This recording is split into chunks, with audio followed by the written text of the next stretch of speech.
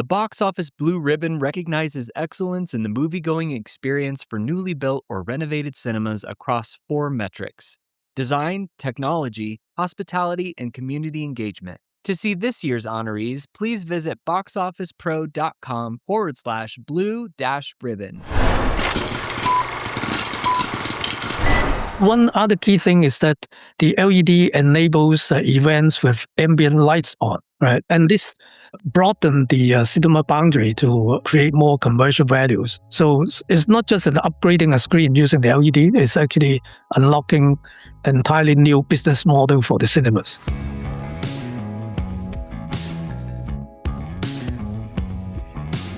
This is the Box Office Podcast. I'm Daniel Loria, the editorial director of Box Office Pro, the pulse of theatrical exhibition. And in this week's episode, we are covering highlights from CineEurope 2026, happening this week over in Barcelona. We cover some of the major announcements that we received here and covered on our website, boxofficepro.com. And in the second half of our episode, my colleague Rebecca Pahle interviews Kenny Chow, the CTO from Timewaying, makers of HeyLED, which is one of the most innovative LED screen technologies hitting cinemas today. I actually caught their product line over at CinemaCon 2026 and was very impressed by some of those innovations.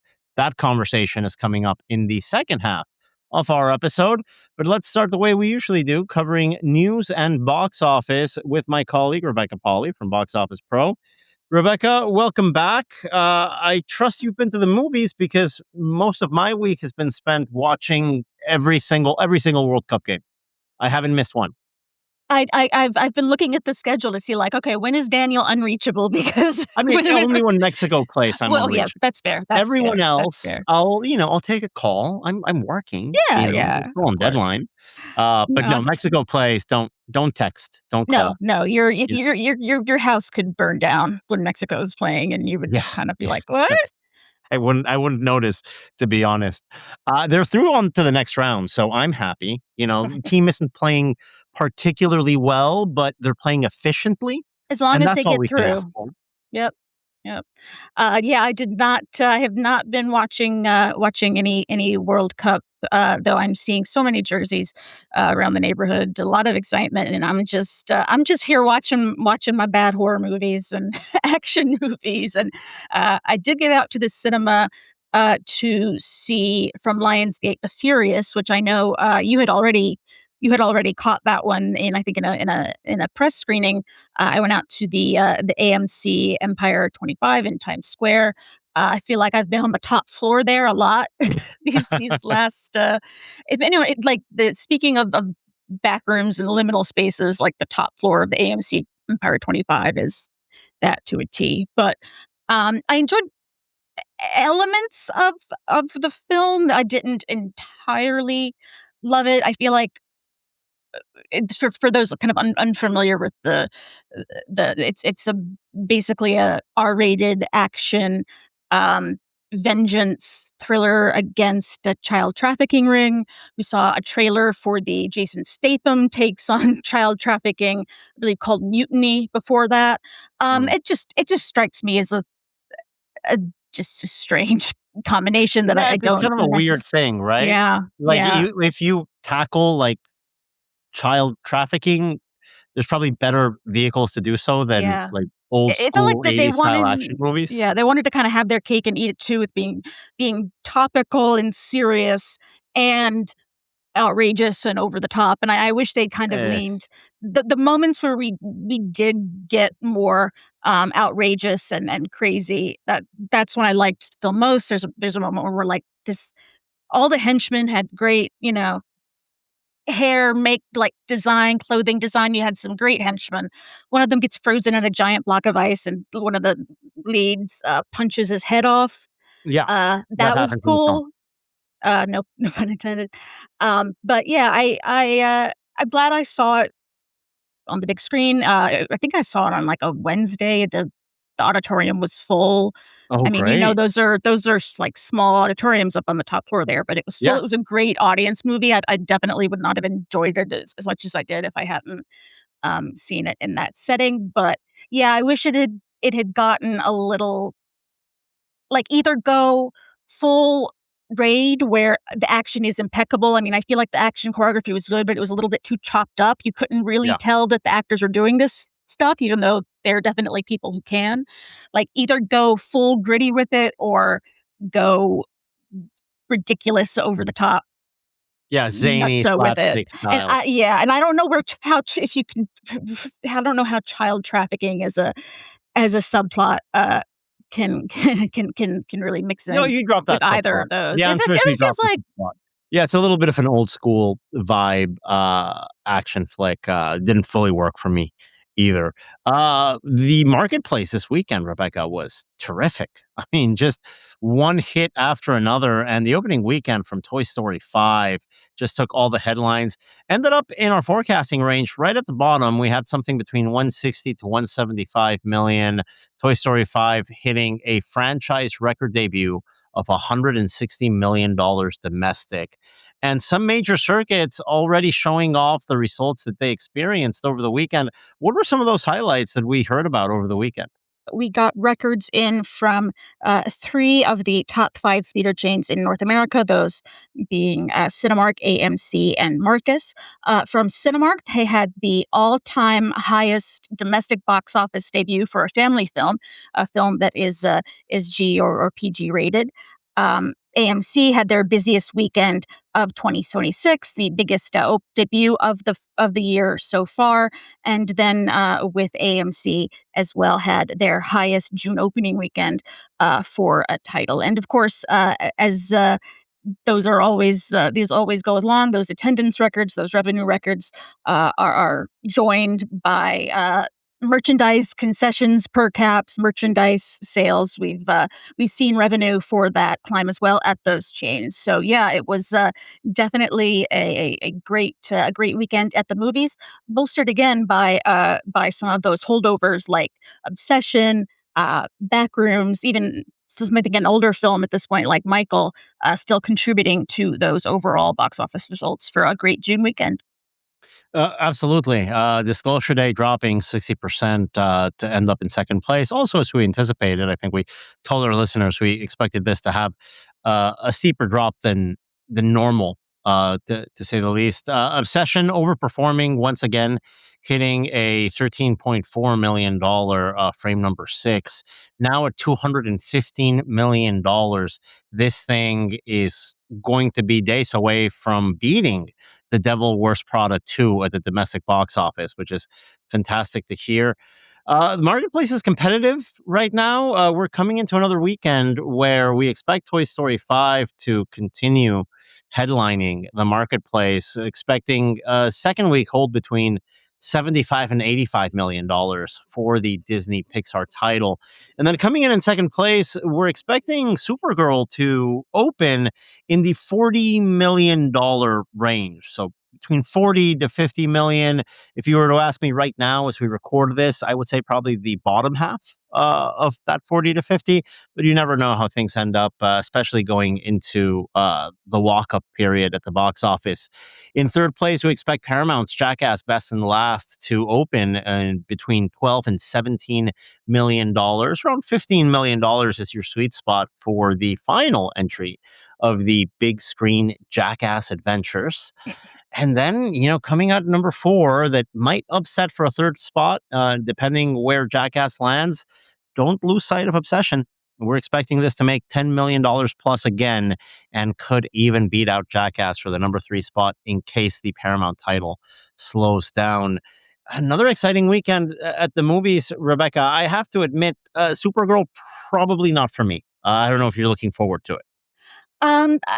It's not for me, but I have been speaking with our colleague Max Every, who had some good things to say about it. He enjoyed it, so I'm hearing positive buzz. But at the same time, I mean, I got my tickets for the Odyssey. I think I've been going through and like booking stuff, moving forward. So as much as I love going to the movies, there are some days where I like to stay inside. So I don't know if I'll be getting out to see Supergirl. Well, Tom Holland is a pre-sale machine right now. You're not alone in getting those Odyssey tickets. Odyssey tracking fantastically well. We currently have a long-range forecast between $100 to $120 million for that opening weekend. And we have to mention it right now. Spider-Man Brand New Day is tracking to be the best opening weekend domestically up until Avengers comes out in December. Now, we said that about Toy Story 5, but after that first week of pre-sales on Spider-Man Brand New Day, expect that $160 million opening weekend benchmark set by Toy Story 5 last weekend to be shattered. We are looking at potentially a $200 million opening weekend for Spider-Man Brand New Day. It set the opening day pre-sale record for Fandango in 2026, and it's already among the top 10 best first-day pre-sellers of all time for Fandango. And we have to mention it because it's not only the regular auditoriums that are selling out on premium formats. This thing is doing gangbusters in pre-sales. We also got word that CJ4D Plex is going to have this be the first ever movie shot for Screen X, the panoramic screen format that's been around for a number of years from our friends over in South Korea. They have a great footprint that's growing domestically and internationally. The question was always going to be, when is a director actually going to shoot the entire thing knowing that there's a Screen X release? Because usually they'll integrate elements of the B-roll. Those two side panels, there's if you design something specifically for that, especially for a high flying tentpole like Spider-Man, that could get some really really interesting visuals. Absolutely. Usually, what they've tended to do in the past, in my understanding in my conversations with the teams over at CJ4D Plex, is they'll take some B-roll, they'll take some footage and put it in those side panels, so it integrates rather seamlessly to the film itself. I saw Top Gun Maverick in the format, and I thought it was fantastic. The side panels on the Screen X for that actually was it was the best part of seeing the movie for me. Though, yeah, I'm excited for Spider-Man. I'm always excited. Like, you see that press tour ramping up. It's once again like just keeping an eye out for those Zendaya outfits, because that's. They have Sony has marketing gold in those two. My goodness. They are fashion forward folks, we could say. Very very talented individuals as well. So we're excited to see how that Screen X release pans out for Spider-Man Brand New. That just means that I have to buy a ticket to see this now. I'll probably go to the one in we've got one in Union Square, if I'm not mistaken, right? At that Regal that we've gone to a couple of times, the one by NYU. I'll try to catch it there. It's good to check in these formats, and always great to hear when filmmakers embrace a new premium format or an emerging premium format and shoot specifically for it. Of course, we know that those IMAX screenings for the Odyssey film that was entirely shot, every frame of it in IMAX 70 millimeter, those have gone up. That was the first thing to sell out. And slowly but surely, we see this box office is just red hot, just continuing to gain traction.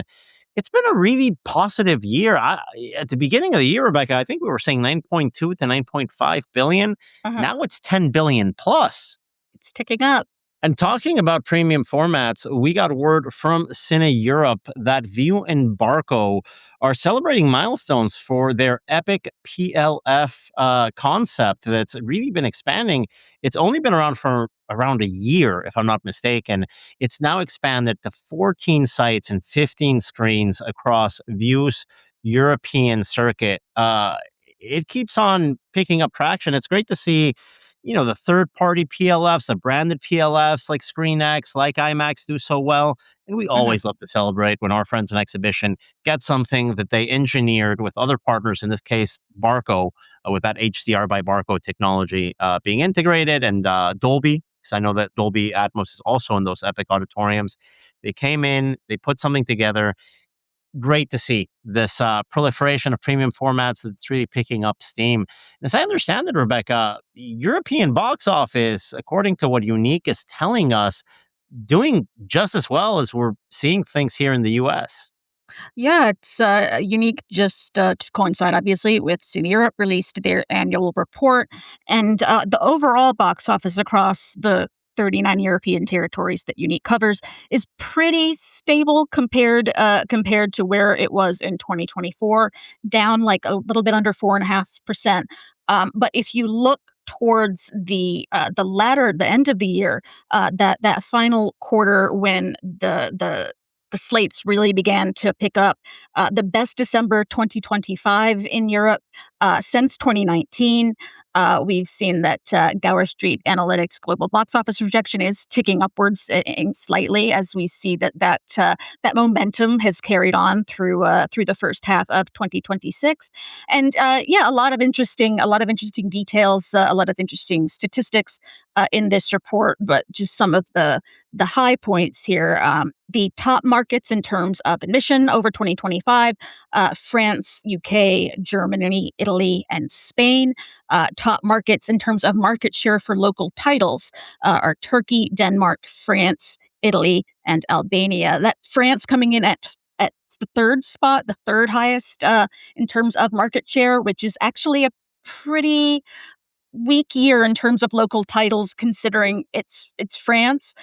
We have seen that the box office in 2025 went up in countries that really had successful local titles, whereas there were some countries like Spain, like France, for example, that sort of had off years in that respect. But other countries like the UK, for example, or Germany or Denmark had really strong local titles. I think in the UK, I think their number one local title was Bridget Jones' Mad About Boy, which of course we did not get here in the United States. We didn't get it. I know. We're all bummed out about that. They love their Bridget Jones over there. It's always good to hear this news from our colleagues in Europe. And talking about the UK market, we also got word from our friends over at Omniplex, which is expanding in the UK. As we know, they're an Irish circuit going into England, going into Scotland on a location-by-location basis. They've got a new venue over in Glasgow in Renfrew Street that's opening in September 2026. They're going to be opening Scotland's first 4D emotion theater from our friends over at Luma. So it's great to see that also coming in, and that PLF aspect that we keep on talking about, that is a big part of every new cinema build coming in today. That's also going to be prominently featured in that new venue. And actually, Daniel, CineEurope is not the only industry event taking place this week. We also have in Chicago the Independent Film Exhibitors Conference, a joint effort of Art House Convergence and the Film Festival Alliance. They have released the results of their annual audience survey. So we're turning from subjects like PLF and Europe to art house cinemas in North America, but some very heartening numbers here among members of Art House Convergence. So it's a wide swath of the independent and art house cinemas across the United States. There's been an 8.8 uptick in grosses compared to last year, 2024 to 2025. 2025 compared to 2019, we've seen a growth of 38% at these art house cinemas on average, which is really excellent.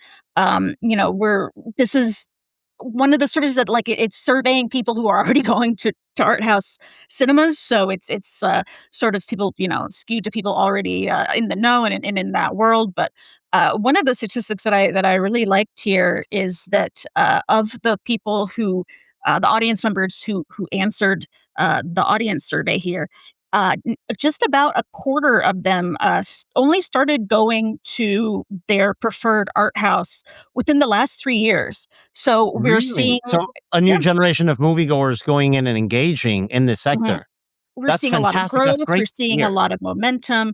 The average age of these new art house moviegoers is 40, which is more on our age, but it's that's important. Downwards because it used to be 51. So really, I was going to say it has been 50 plus for a number of years. We've been following these reports from our friends at Art House Convergence for a while now. 70% of these recent attendees are younger than 45, and we're seeing of the titles, or specifically in terms of rep stuff, because repertory has really been seeing a boom. Some of the some of the titles that are among the top grossing are things like It's a Wonderful Life, things like regular titles that come around every Christmas, newer restorations like Yeast, stuff like Apocalypse Now that is always bringing its way around art house circuits in one cut or another. Meanwhile, among newer titles, stuff like Project Hail Mary, One Battle After Another, Sinners, the Oscar-nominated shorts package always do really well. So, a lot of heartening statistics in there about the strength and the continued growth of the art house cinema sector. One thing I love that the art house sector has been doing to sort of compete with this PLF story, right? Yeah. And so we know sometimes PLF isn't the best answer for an art house cinema. Yeah, There I are some mean, exceptions. Our art house friends over cinemas at aren't the gonna. Yeah, I mean yeah. the art house equivalent to PLF is the curational element, the community I would element. go beyond that, actually. I think having celluloid, going Yep. analog ends up being a premium in itself. And we saw that in this respondent survey from Art House Convergence and their audience survey. If you have something in 35 millimeter, if you have something in 70 millimeter, you can advertise that as a premium. And there are some art houses out there, a shout out to our friends over at the Southampton Playhouse that have an IMAX, within their site. There are some that integrate, PLF elements or a straight up PLF auditorium in their sites. Not everyone does. It doesn't make sense for everyone, but you don't have to. If you don't want to make that investment, you can go analog and you can really advertise these sort of screenings. I think social apps like Letterboxd have done wonders in reviving the appeal of analog and celluloid first showtimes and screenings. And I would love there to be a future. And this happens a lot in France, which I think leads the way in informing the viewer on formats and how you can experience a movie. I would love for there to be a way when we have technical and presentation stats aligned with every single listed showtime. So everybody knows, okay, I can watch this in digital here, or there's a wonderful, pristine 35 millimeter print in my local art house. I think you're going to be very competitive if you can get the right audience segment to do that. Now, of course, it's a little bit more expensive. You have to make sure your projectionist is ready and prepared. You have to have the print. The print has to be in good quality. Of course, when we talk about analog, we have to remind our listeners. It's easier said than done, for Absolutely. a lot of, It's a bit of a production. So when we talk about the multiplex model, a wide release, an international launch of a movie, digital makes total sense. We get it. But for those specialty audiences, if you have a connection to a community with cinephiles, don't sleep on analog, don't sleep on celluloid. And we see that with these respondents in the survey. This conversation has reminded me that they're screening The Third Man in 35 at Film Forum through like the early July. Eric and I, just went and saw The Third Man at 35 at MoMA like within the last 2 or 3 years. But I feel like if The Third Man's playing in 35, you gotta go watch it. You have to do that. I actually showed that to my wife for the first time, of her seeing it during the pandemic, which is an interesting time to see a movie like that. But no, one of my favorites, absolutely. Carol Reed, man. I mean, talk about wonderful talents in and this that industry. soundtrack, just oof. Beautiful. Well, that wraps up our analysis segment here on the Box Office Podcast. Coming up after this commercial break, Rebecca Pahle interviews Kenny Chow from Timewaying about his HeyLED LED cinema screen line. Wonderful technology that is bringing in a new sort of premium to a theater near you. That is coming up after this commercial break. HeyLED by Timewaying, your premium LED solution partner. With 15 years of experience in cinema technology, we're redefining the movie-going experience. 27 DCI certifications, 60-plus global installations, stunning HDR visuals, and immersive spatial experiences on screens from 4 to 28 meters. From standard optical lens, front access to our acoustic transparent panels, HeyLED has the right solution for every cinema. Visit CineEurope 2026, booth 802, Barcelona, June 22nd through June 25th. Learn more at timewaying.com. I am joined here today on this episode of the Box Office Podcast with Mr. Kenny Chow, CTO of Timewaying, to speak about your HeyLED technology, which you're displaying at CineEurope this year. That's always one of the best parts of any of these trade shows, really getting to see some of these exciting new technologies that are happening all around the world. Can you give us a little bit of insight into how many DCI approved certified models does HeyLED have now? Yeah, thank you, Rebecca. We're glad to be connected here.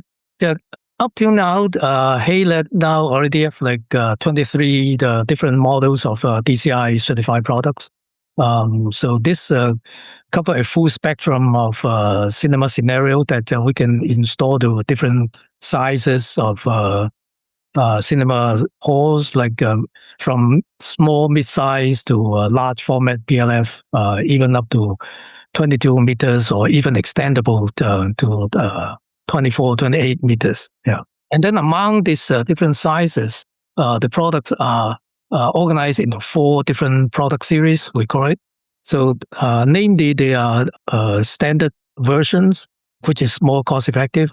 And then we have a front axis. And then we have the acoustic transparent model. And finally is the optical lens integration. Yeah. So we already have more than 60 installations globally. So this product list supported all these installations in different size of cinemas as well as different regions in the world. So you mentioned four different product series in addition to the different sizes of DCI compliant screens that are available. What are those 4 product series? Can you give us a little bit more information on that? Yeah, now HeyLED have 4 distinct product series in production. They differ in the basic cabinet units that make up the screen.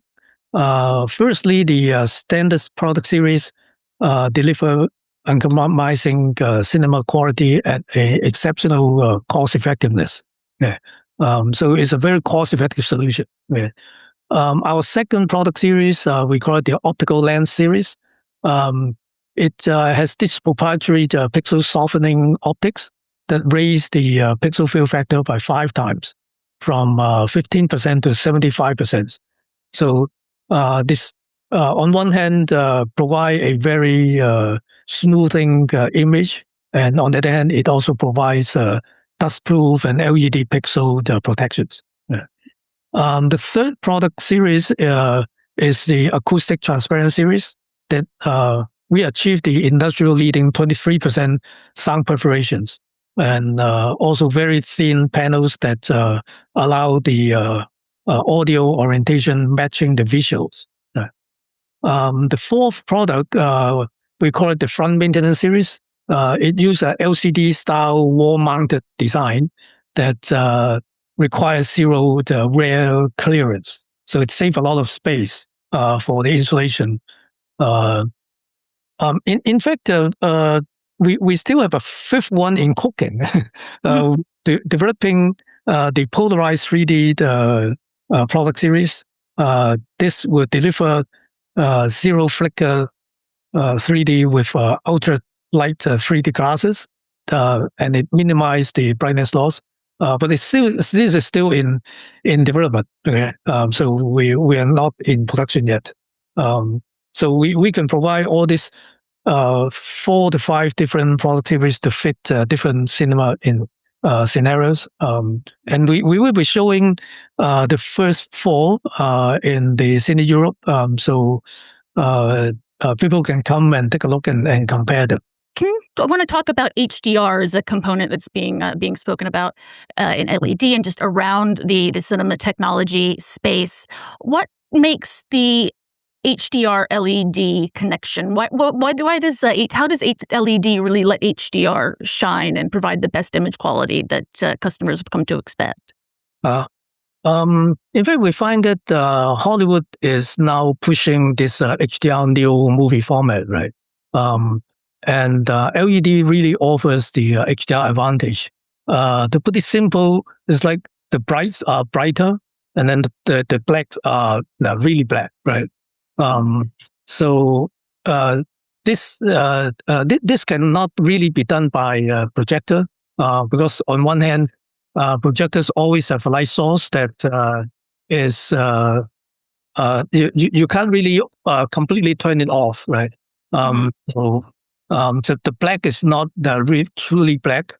And then still you have a white screen for the reflecting the image. So the white screen always have what we call the secondary light energy reflection. The projector cannot deliver the full screen, the 300 nits peak brightness that really needed for the HDR impact. The HeyLED LED delivers the very high contrast, 60,000 to 1 the contrast ratio with exact P3 color gamut. Okay. So the this specification, of course, is the best but it has to be experienced in the visual presentation. So it actually gives you a superior visual presentation. Yeah. Aside from the HDR and the brightness being so superior to the standard projector experience, what are some of the other advantages of LED screens? We think that the LED screens, besides giving you the best superior image quality, is the black is much black at high brightness is very good. And one very special characteristic is that you can actually watch movie or watch contents with some ambient lighting, right? And then, of course, on the installation side is also more flexible, and it has a long operation life over 10 years. Although the cost is slightly higher, but then we think that from the operation side, it actually brings you more operational advantages, like you can actually hold events with lightings on and brings you more revenues and give the audience a much better experience. Yeah. A truly immersive experience. Maybe for cinemas that are considering switching to LED screens, what sort of guidance or insight does HeyLED provide that kind of tailors to specific exhibitors? Because no two cinemas are exactly alike, as we know. For the installing an LED screen, we think that the cinema should use it as a very special differentiator, right? Like on one hand, it can show HDR movies that can bring up the ticket price, and well, of course, that also have to kind of work with Hollywood to come up with more and more HDR movies. But on the other hand, this special auditorium using the LED can also hold a lot other events like esports or live events using the LEDs as a backdrop, and even the concert live shows and all that. So that can deliver more revenue to the cinema, while they can actually have ambient lighting. That the ambient lighting can actually promote revenue. We actually have real customer cases that the cinema actually operates the movie with some lighting on the back that people can kind of walk around and buy more concessions and all that. That can create more revenue for the cinema. What are some specifics about what you'll be showing at CineEurope this year? This year our headline focus is two product. Firstly is the acoustic transparent, and then second is the front maintenance series. The acoustic transparent series represent a major breakthrough because it solved the long-standing audio-visual orientation challenge. Right, a lot of people like to see the movies with sound coming from the middle of the screen, which in the traditional LED is not possible. And then the second product we're showing in CineEurope is the front maintenance. It's a game changer and for retrofit and space constrained auditoriums. So it's kind of like the LCD style. Like everybody now have a LCD TV that can hang on the wall, right? So this front maintenance series operates that way too. So it saves a lot of space in the back of the screens. So this especially fit to the special auditoriums for smaller VIPs cinemas. I want to ask a bit more about that acoustic transparent series because, as you mentioned, that was a barrier for a long time with LED screens, sort of the integration of the visual and sound. You have 23% sound transparency with the HeyLED acoustic transparent series. Can you maybe speak a little more on what that means for the customer, what it means in practice when they're watching these images? We quote a number called 23% perforation transparency. So it actually represents like, LED itself is like a LED arrays on a PC board, right? So traditionally, the PC board is like a hard surface that doesn't allow sound to go through. So we are putting in a lot of perforation holes on the LED modules. So up to a level, we quantify it by 23% of perforation percentage. So this actually allow a lot of space through these PC boards and LED surface so that the sound can come through in a very high fidelity way. So it's not just allowing sound to go through; it also preserve the quality of the sound. Especially like the high frequencies, because the high frequency sounds can easily be deflected by hard surfaces. So all this high percentage of sound transparency perforations allow all the sound frequencies to go through. So at the end, we can deliver a very immersive soundscape, which is also fully compatible with the mainstream cinema audio systems. Yeah. And that's the whole package there. The other main focus that you mentioned that you'll be having at CineEurope, that front maintenance cinema screen that really enables you to have this technology, even if you don't have the space of maybe a larger cinema. Could you talk a bit more about that? About what the front maintenance system brings to the things from an operational perspective? Yeah. The traditional we call DCI certified LED screen for cinema have this so-called rare maintenance. You can you have to do all the installation as well as maintenance work from the back. In a way, you will lose a lot of space behind the screen, right? But for like VIP cinemas, the auditoriums are smaller. Maybe you only have like 20 seats of VIP seats. Then the space is very precious, right? So using this front maintenance model, then you can install the screen almost like up against the wall so that you don't lose any space between the screen and the wall, right? So it preserves all your space for your audience to enjoy. Yeah. In fact, this model, we already have some customers also using it for like installing into a yard or a private cinema at home or some luxury residential theaters. So with this fully DCI certified 4K HDR screen, it still delivers the movie to all these different venues.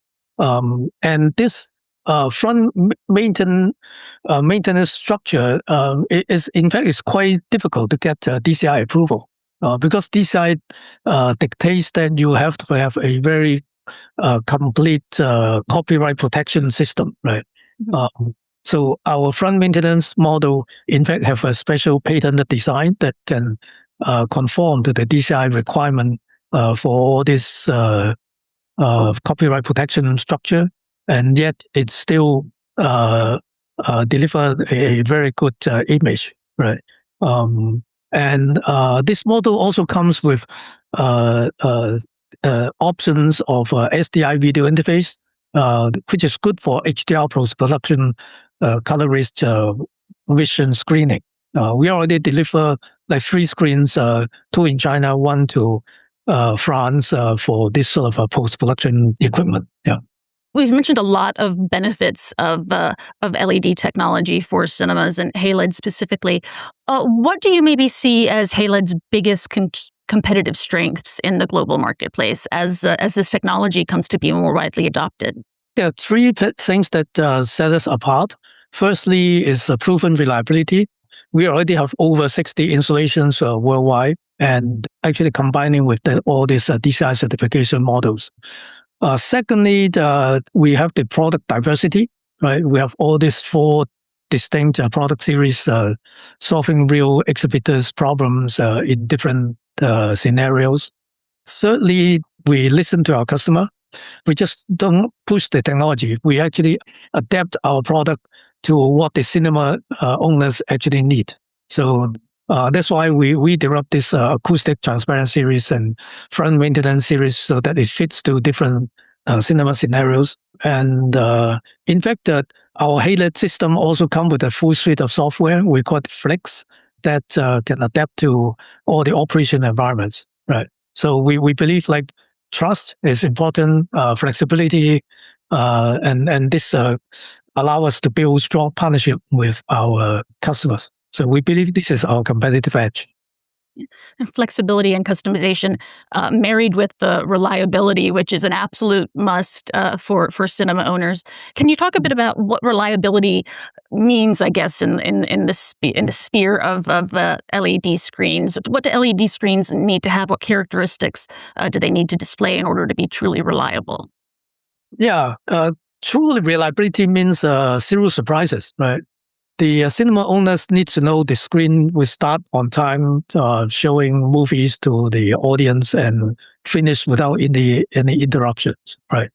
So in order to deliver this reliable screen, they actually require 3 different areas of attentions, right? Firstly, you have to have very strong LED pixel packaging that lasts, because LED screens have a lot of pixels, right? And all these pixels are assembled onto the screen.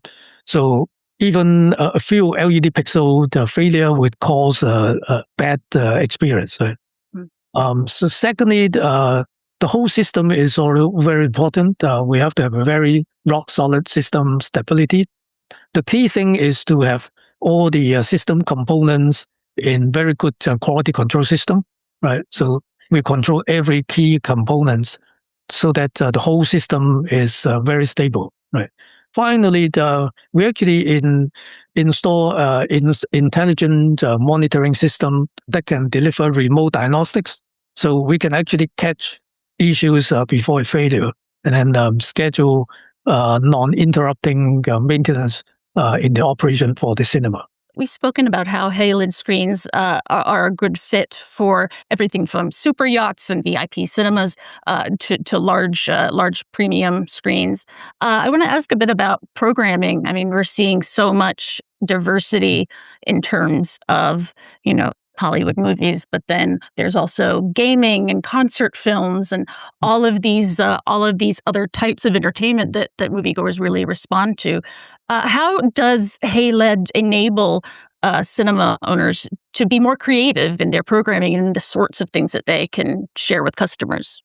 Yeah, we believe HeyLED can radically expand what a cinema can be, right? So beyond movies, we're also seeing our partners and customers hosting esports tournaments, talk shows, theater performance, all on the same screen. And one of the kind of performance really stands out is HeyLED also offer a naked eye 3D experience that deliver very unique advertisement-like experience. So some of our customers really make use of that to generate better revenues for the cinema. One other key thing is that the LED enables events with ambient lights on, right? And this broaden the cinema boundary to create more commercial values. So it's not just an upgrading a screen using the LED, it's actually unlocking an entirely new business model for the cinemas.